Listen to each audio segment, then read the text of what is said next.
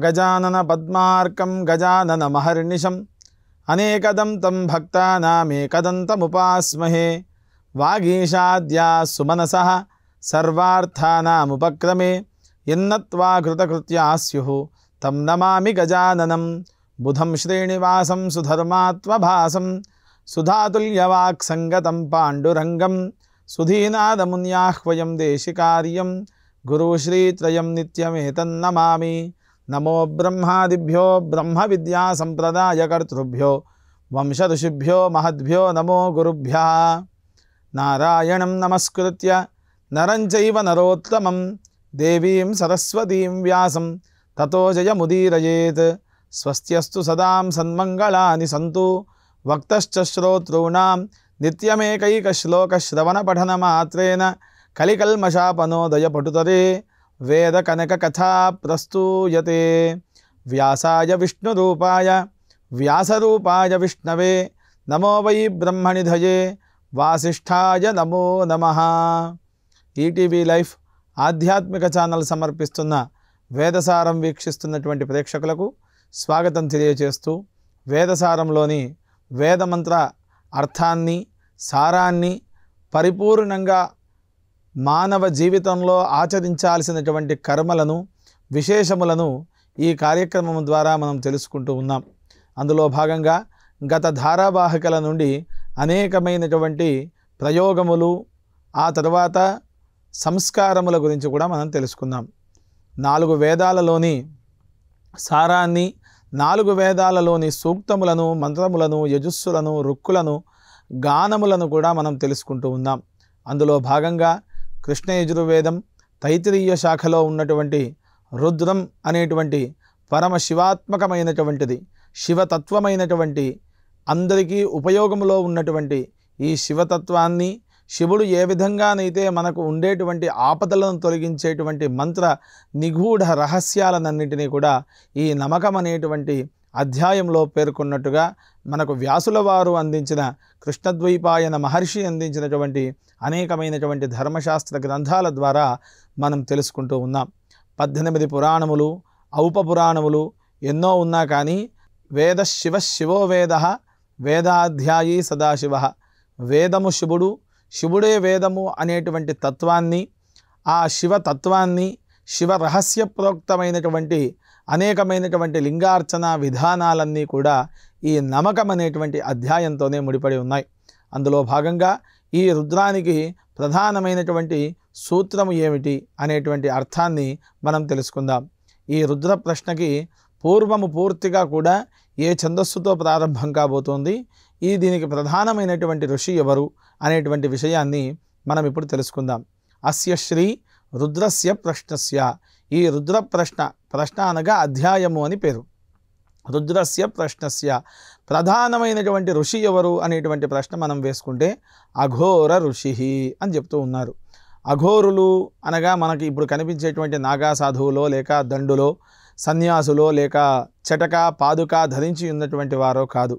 సాక్షాత్తు పరమేశ్వరుడే అక్కడ అఘోరమైనటువంటి తపస్సును చేసి ఇమిడీకృతం చేసుకున్నటువంటి ఆ యొక్క రూపము దిగంబరో బ్రహ్మ కపాలధారి త్రిలోక భిక్షాటన సంవిహారి విభూతి రుద్రాక్ష భుజంగహారి శ్మశాన భూశైల తటప్రచారి ఎల్లవేళలా స్థావర జంగమ ప్రభృతి అనేకమైనటువంటి రూపాలు తిరుగుతూ ఉన్నటువంటి ఆ పరమేశ్వరుడు యజ్ఞేశ్వర స్వరూపముగా ఉన్నటువంటి ఆ మహేశ్వరుడే అఘోరుడవుతున్నాడు. అఘోర ఋషి అని అంటున్నాం. ఇక్కడ ఛందస్సు అనుష్టుప్ అనేటువంటి ఛందస్సు ఈ ప్రశ్నకు ప్రధానంగా ఉన్నటువంటి ఛందస్సు అని మనం తెలుసుకోవచ్చు. అఘోర ఋషి అనుష్టుప్ ఛంద సంకర్షణమూర్తి స్వరూపో అసావాదిత్యో దేవతా అని అంటున్నాం.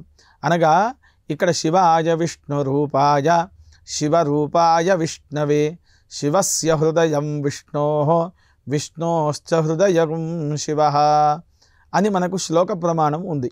శివుడే విష్ణువు విష్ణువే శివుడు అని మనం చెప్పుకోవచ్చు.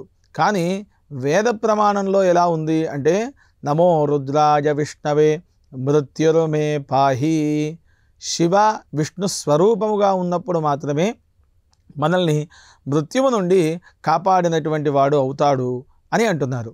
ఈ ప్రధానమైనటువంటి ఈ శివ విష్ణు స్వరూపముగా ఉన్నటువంటి ఈ రుద్రుడు ఎవరైతే ఉన్నారో ఆయన ఎలా ఉన్నాడు అంటే సంకర్షణమూర్తి. సంకర్షణమూర్తి అంటే నారాయణమూర్తి అని అర్థం. మనం కేశవనామాలు 24 ఏవైతే ఉన్నాయో సంకర్షణాయ నమః, వాసుదేవాయ నమః అని కూడా మనం చెప్పుకుంటాం.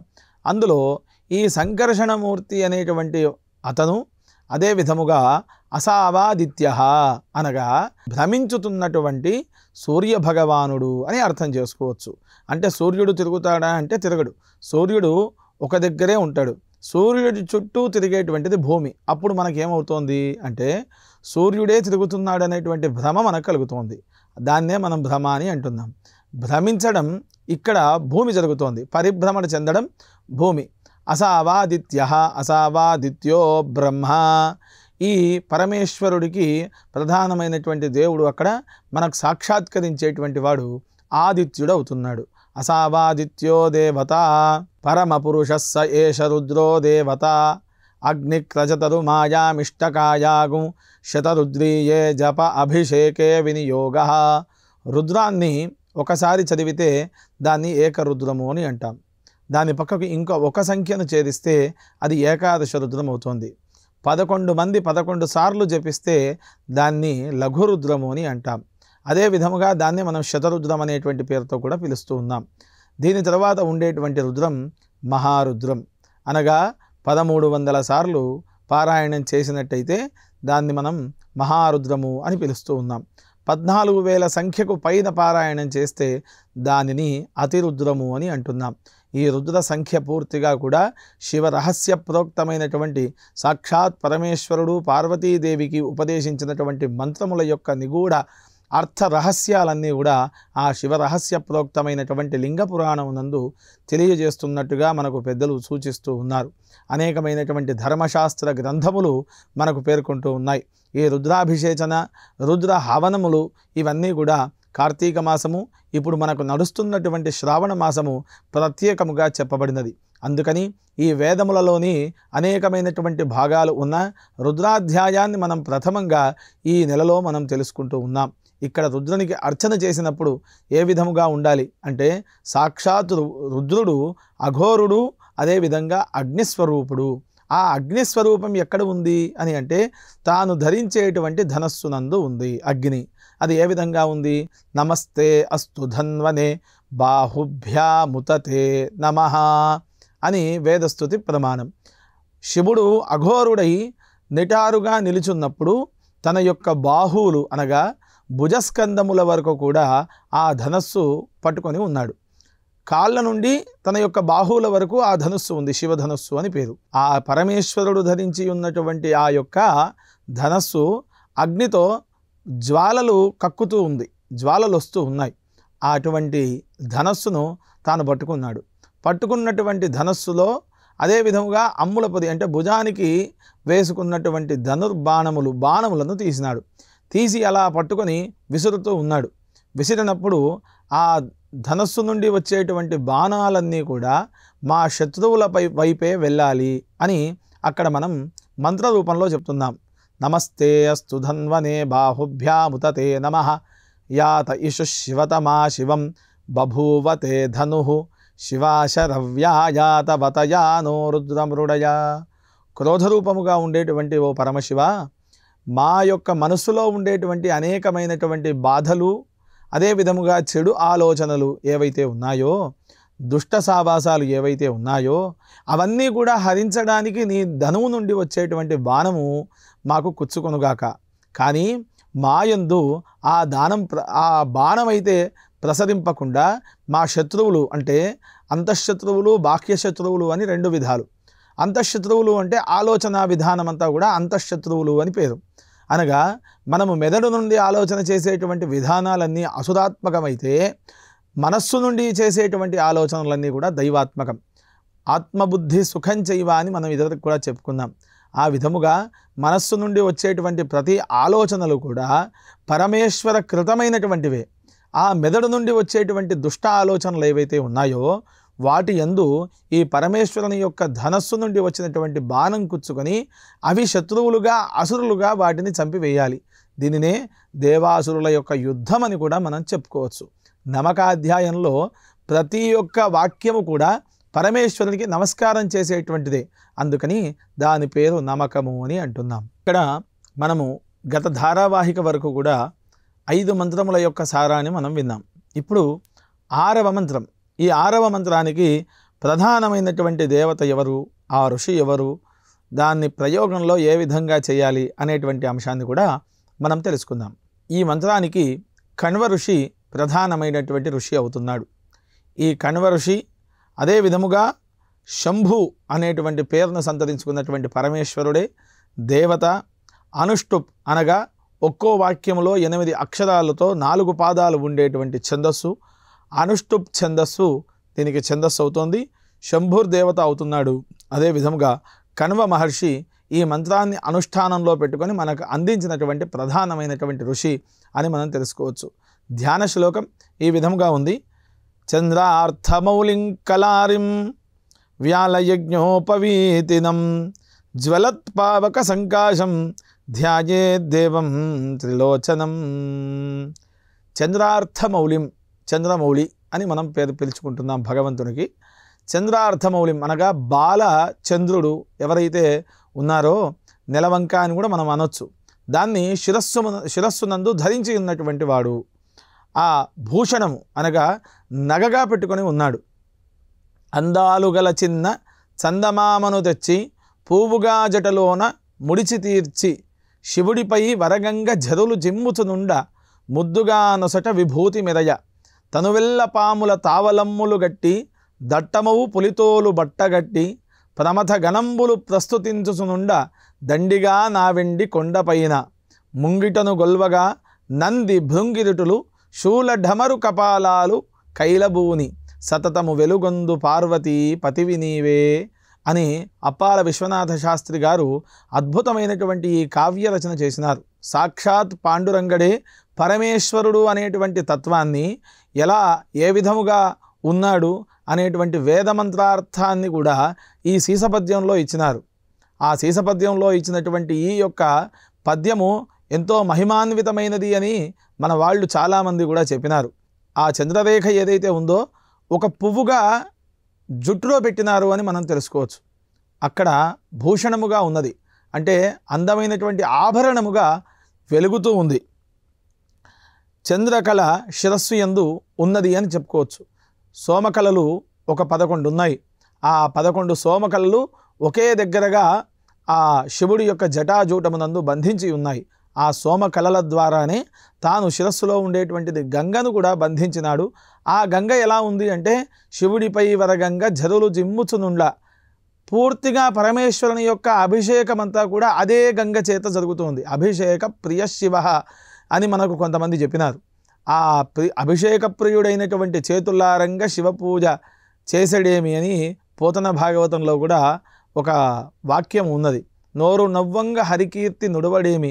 హరికి ఎప్పుడూ కూడా అనేకముగా భజన కీర్తన శ్రవణం కీర్తనం విష్ణోహ స్మరణం పాదసేవనం అని మనకు అనేక విధమైనటువంటి భక్తి సాయుజ్య పదాలు కూడా మనకు తెలియజేస్తూ ఉన్నాయి. అందులో ఈ వ్యాళయజ్ఞోపవీతం, వ్యాళయజ్ఞోపవీతం అంటే ఏమిటి అంటే నాగుపామే యజ్ఞోపవీతముగా ఉంది పరమేశ్వరుడికి. వ్యాళయజ్ఞోపవీతినం జ్వలత్పావక సంకాశం, చక్కనైనటువంటి తేజస్సుతో మూర్తి మనము చూడగానే కళ్ళకు కట్టినట్టుగా కనిపించేటువంటి ఆ మూర్తిని మనము ధ్యాయే దేవం త్రిలోచనం, 3 కన్నుల ముక్కంటివాడు అని అంటాం. 3 కన్నులు కలిగినటువంటి ఆ పరమేశ్వరునికి ఈ విధముగా ధ్యానము చేస్తున్నాము అని మన కణ్వ మహర్షి చేసినట్టుగా మనం ఇందులో తెలుసుకోవచ్చు. దీనికి ప్రధానమైనటువంటి దేవతాకమైనటువంటి ధ్యాన శ్లోకాన్ని మనం ఇప్పుడు విన్నాం. ఇక్కడ మంత్రం అద్యవోచదధివక్త ప్రథమో దైవ్యోభిషక్ అహేగశ్చ సర్వాన్ జంభయన్ సర్వాశ్చ యాతు ధాన్యః.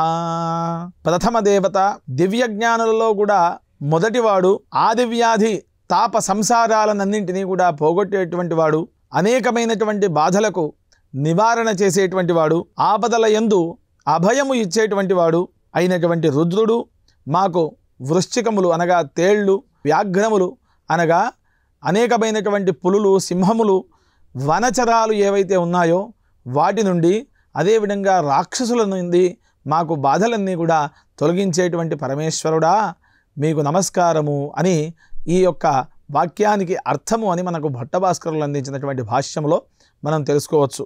అదే విధముగా ఈ యొక్క మంత్రఫలం విషజ్వరాలు ఏవైతే ఉన్నాయో ఆ జ్వరాలను పోగొట్టేటువంటి మంత్రానుష్ఠానానికి ఈ మంత్రము జపానికి పనికొస్తుంది అని మనము తెలుసుకోవచ్చు. రోగ నివారణము, అదేవిధంగా చోర నివారణము, భూత ప్రేత పిశాచ బ్రహ్మరాక్షస భయనాశనం అంతా కూడా ఈ యొక్క మంత్ర అనుష్ఠానము ద్వారా మనం తెలుసుకోవచ్చు, చేసుకోవచ్చు. ఈ మంత్ర ప్రయోగం పనికొస్తుంది అని మనకు రుద్రాధ్యాయం అనేటువంటి గ్రంథం మనకు తెలుపుతూ ఉంది. ఆ తర్వాత మంత్రం 7వ మంత్రం. ఈ మంత్రానికి ప్రధానమైనటువంటి ఋషి కాల ఋషి, కాలుడు అని మనం చెప్పుకోవచ్చు. కాలుడు అంటే యముడు అని కూడా అర్థం. ఆ కాలుడే దీనికి ఋషి. ఆదిత్యాత్మకంగా ఉన్నటువంటి రుద్రుడు దేవత, అనగా సూర్యుడు ప్రధానమైనటువంటి దేవత ఈ యొక్క మంత్రానికి అవుతున్నాడు. ఆస్తార పంక్తి ఛందస్సు ఈ యొక్క మంత్రానికి ఛందస్సు. వేదమంత్రానికి స్వరము, ఛందస్సు, అదే విధముగా అక్షరము అనేటువంటిది చాలా ముఖ్యమైనటువంటిది. ఈ అక్షరానికి స్వరము లేకున్నా, ఛందస్సు లేకున్నా ఈ మంత్రము ఫలించదు అని మనం అర్థం చేసుకోవచ్చు. ఈ మంత్రం ఫలించాలి అంటే తప్పకుండా ఛందో నియమం, వైదిక ఛందశాస్త్రంలో ఉండేటువంటి అనేకమైనటువంటి నిరుక్తులు, ఛందస్సులు మనము ఆచరించి మాత్రమే ఈ యొక్క పదప్రయోగాలన్నీ కూడా చేయాలి. అలా లేనిచో మనకు ఇబ్బందులు కూడా కలుగుతూ ఉంటాయి. ఈ వేదమంత్రాన్ని చదవాలి అంటే రేవతి రాగంలో చదవాలి. వేదమంత్రాలన్నీ కూడా రేవతి రాగంలో ఉంటాయి. బ్రాహ్మణౌ వీణా గాథినౌ గాయతః శ్రియావా ఏతద్రూపం యద్వీనా శ్రియ ఏవాస్మిన్ తద్దత్తః. యజుర్వేద బ్రాహ్మణం 3వ అష్టకం 8వ అధ్యాయం ఈ మంత్రాన్ని తెలుపుతోంది. వేదమంత్రం ఏ విధముగా చెప్పాలి అంటే వీణా శబ్దం ఏ విధంగా వస్తుందో, వీణ మీటినప్పుడు ఆ శబ్దధ్వని వచ్చినంత సుకుమారంగా సుగంధ భరితము ఏ విధంగానైతే మనకు ముక్కుకు వాసనగా సువాసన తెలుస్తూ ఉన్నదో చెవులకు అంత ఇంపుగా ఉండాలి అని అర్థం. బ్రాహ్మణౌ వీణా గాథినౌ గాయతః శ్రియావా ఏతద్రూపం యద్వీనా శ్రియ ఏవాస్మిన్ తద్దత్తః. అందులో నుండి వచ్చేటువంటి శబ్ద తరంగాలన్నీ కూడా ఈ వీణ శబ్దముగా వచ్చేటువంటి రూపం ఏ విధంగానైతే మనకు కనిపిస్తూ వినిపిస్తూ ఉన్నదో వేదమంత్రము కూడా ఆ విధంగానే వినిపించాలి అని మనం తెలుసుకోవచ్చు ఈ యొక్క మంత్ర అర్థము ద్వారా. దీనికి ప్రధానమైనటువంటి ధ్యాన శ్లోకం మండలాంతరగతం హిరణ్మయం భ్రాజమాన వపుషం శుచిస్మితం చండదీధితిమఖండద్యుతిం చింతయేన్ ముని సహస్రసేవితం. కాంతివృంతమైనటువంటి మధ్య భాగంలో వెలుగుతున్నటువంటి మనిషి. మండలాంతరగతం హిరణ్మయం భ్రాజమాన వపుషం శుచిస్మితం. చక్కనైనటువంటి తెల్లనైనటువంటి నవ్వు కలిగినటువంటి వాడు అని అర్థం. ప్రకాశిస్తున్నటువంటి దేహం అనగా అనేకమైనటువంటి సూర్యమండలాలు, తేజోమండలాలు ఎన్నైతే ఉన్నాయో ఆ ఆదిత్య మండలం మధ్యలో ఉండి భ్రాజమానంగా వెలుగుతున్నటువంటి కాంతిని ప్రసరింపజేసినటువంటి వాడు ఈ పరమశివుడు. అసవ్యః అసవ్యస్తామ్రో అరుణః అని దీని యొక్క మంత్రం ఉంది. ఈ మంత్రానికి పూర్ణమైనటువంటి కాంతి కలిగినటువంటి వాడు, వేల కొలది మునులచే సేవింపబడుతున్నటువంటి వాడు, అనగా సాక్షాత్ సూర్యనారాయణుడే ఈ పరమేశ్వరుడు అని మనం ఈ శ్లోకము ద్వారా అర్థం చేసుకోవచ్చు. ధ్యాయేత్ సదా సవితృమండల మధ్యమూర్తి అని సూర్యనారాయణునికి శ్లోకరూపమైనటువంటి ధ్యానం ఉన్నది. ఆ ధ్యానానికి ప్రతిరూపము అక్కడ రూప ధ్యాన రత్నము ఏదైతే ఉన్నదో దానికి ఈ పరమేశ్వరుడే ప్రధానమైనటువంటి ఆదిత్యుడు అని కూడా మనం అర్థం చేసుకోవచ్చు. ఆ చక్కని నవ్వు కలిగినటువంటి వాడు అన్ని మంత్రాలలోకెల్లా ఉత్తమమైనటువంటి నగాయత్ర్యాః పరం మంత్రం నమాదుః పరదైవతం. ఆ గాయత్రి మంత్రానికి ప్రతిరూపం ఏదైతే ఉందో పరమశివుడు అని మనకు తెలుస్తూ ఉంది. మండలాంతరగతం హిరణ్మయం భ్రాజమాన వపుషం శుచిస్మితం చండదీతి మఖండ విగ్రహం చింతయేన్ ముని సహస్రసేవితం. 1000కి పైగా మునులు అర్చించి ఆరాధించి తనను ధ్యానించినటువంటి వాళ్ళు ఉన్నారు. అలాంటి పరమశివుడికి నా యొక్క నమస్కారాలు అని ఈ శ్లోకం యొక్క అర్థం. దీనికి ప్రధానమైనటువంటి మంత్రాన్ని అనుష్ఠానం చేసినటువంటి కాలుడు ఈ విధముగా ఈ మంత్ర ప్రయోగాన్ని చేసినాడు. అసవ్యస్తామ్రో అరుణ ఉత బభ్రుస్సు మంగళః ఏ చేమాగుం రుద్రా అభితో దిక్షు శ్రిత సహస్రశో వైశాగుం హేడ ఈమహే. ఉదయకాలాన వచ్చేటువంటి సూర్యుడు రాగి రంగులో ఉంటాడు. ఆ రాగి రంగును మనం తామ్రము అంటున్నాం. అసౌయ తామ్రో అరుణ అనగా రాగి వర్ణములో వెలుగుతూ ఉన్నాడు అక్కడ. ఆ తరువాత 3 రకాల రంగులను 3 కాలాల్లో చూపించేటువంటి వాడు సూర్యుడు. ఆ సూర్యుడి వలనే ఈ పరమేశ్వరుడు కూడా మనకు 3 రంగుల్లో కనిపిస్తాడు అని మనము ఈ మంత్రం ద్వారా తెలుసుకోవచ్చు. అసౌయస్తామ్రో అరుణ ఉత బభ్రుస్సు మంగళ. ఆ తరువాత అగ్నిగోళం అరుణుడు అని అంటున్నాం. సూర్యోదయం కాగానే రాగి రంగులో ఉన్నటువంటి సూర్యుడు కొంచెము బంగారపు వర్ణంలో అవుతాడు.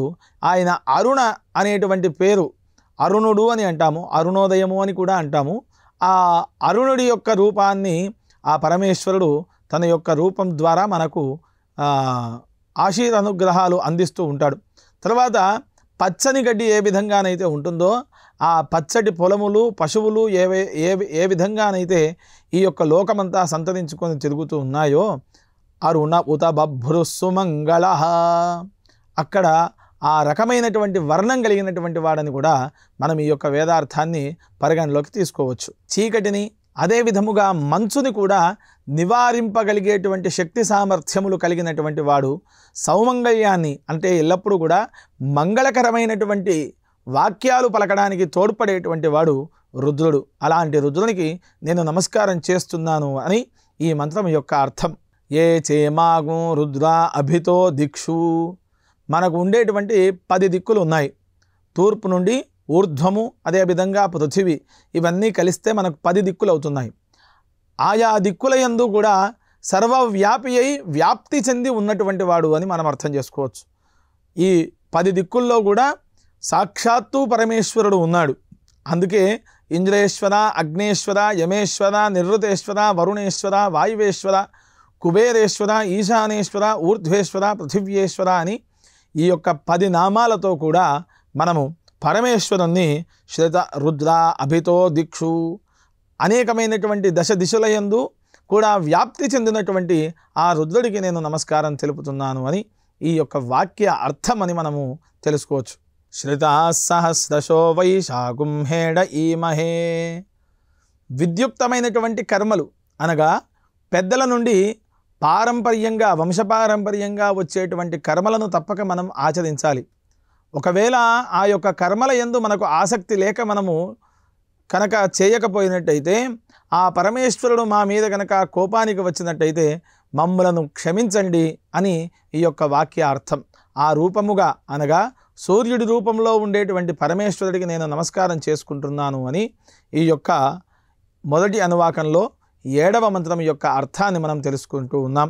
అదేవిధంగా మరొక ధారావాహికలో రుద్రములోని అనేకమైనటువంటి మంత్రములు, యజస్సులు, వాటికి ఉండేటువంటి ఆ ప్రయోగముల గురించి కూడా మనం తెలుసుకుందాం. ఈ మంత్రాన్ని విన్నా, ఈ మంత్రాన్ని చదివినా, ఈ మంత్రాన్ని చదివిపించినా, అనుష్ఠాన విధానంలో మనం కనుక జపం చేసినా కానీ మంచి వర్షములు కురవడానికి ఈ మంత్రం ప్రయోగాత్మకంగా ఉపయోగపడుతూ ఉంది. అదే విధముగా జాతి స్మరత్వము అని అనుకోవచ్చు. అనగా సమైక్యతాభావం అంతా కూడా ఈ మంత్ర ప్రయోగం వల్ల ఏర్పడుతోంది అని మనం తెలుసుకోవచ్చు. ఈ విధముగా రుద్రాధ్యాయంలో మనం అనేకమైనటువంటి మంత్రములు, శ్లోకములు, శ్లోక తాత్పర్యములు, అర్థములు కూడా మనం తెలుసుకుంటూ ఉన్నాం. అందుకని మరొక ధారావాహికలో మనం ఈ రుద్రాధ్యాయంలోని 8వ మంత్రము నుండి మనం తెలుసుకుంటూ ఉందాం. స్వస్తి ప్రజాభ్య పరిపాలయంతాం న్యాయేన మార్గేణ మహిం మహిషాః గోబ్రాహ్మణేభ్యః శుభమస్తు నిత్యం లోకాః సమస్తాః సుఖినో భవంతు.